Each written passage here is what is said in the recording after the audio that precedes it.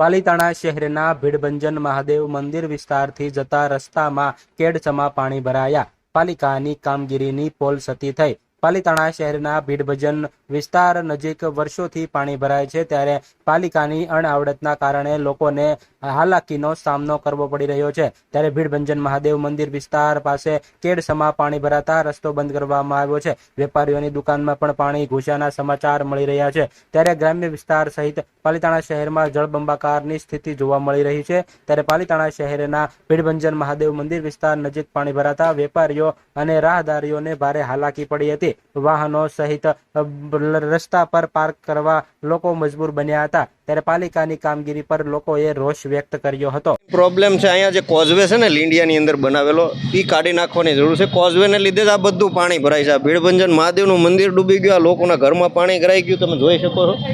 આ કોઝવે છે કે નહીં બનાવ્યો ત્યારનું દર વખતે પાણીનો ડાટો ન્યા જ લાગી રહ્યો.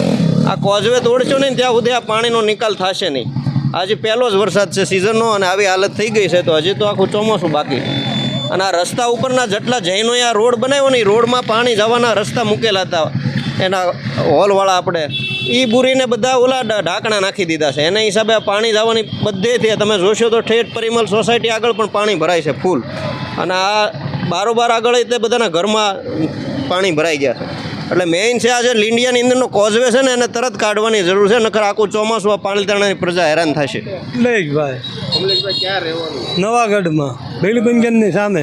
શું કહેશો? પહેલો વરસાદ પડ્યો છે. આ પહેલો વરસાદ પડ્યો, નગરપાલિકા બેકાર છે એટલે આ બધી હાલત છે. શું પોઝિશન થઈ તમારી? આ તમે જોવો ને આખા રોડ ઉપર પાણી છે જ્યાં હોય ને ગટર કોઈ સાફ નથી કરી. તલેટીનું પાણી, તલેટીના તમામ નાળા બુરાઈ ગયેલા છે.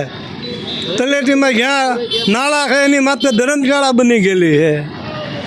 આ સ્થિતિ છે. કલેક્ટરનું પાણી બધું નવાગઢમાં આવે છે. નગરપાલિકા તો એવું કહે છે કે પ્રી મોન્સૂનની કામગીરી થઈ ગઈ. ખોટી છે, હાવ ખોટી, રગે ખોટી. નગરપાલિકા પ્રમુખે ખોટો, ચીફ ઓફિસરે ખોટો. તો આ હાલત જ ન હોય ને મારા ભાઈ. તમારા ઘરમાં પાણી ઘૂસી ગયું? અરે થેટ લગીન કરી ગયું છે. નુકસાની થઈ છે? હા, નુકસાની થઈ, બધાને નુકસાની જ છે.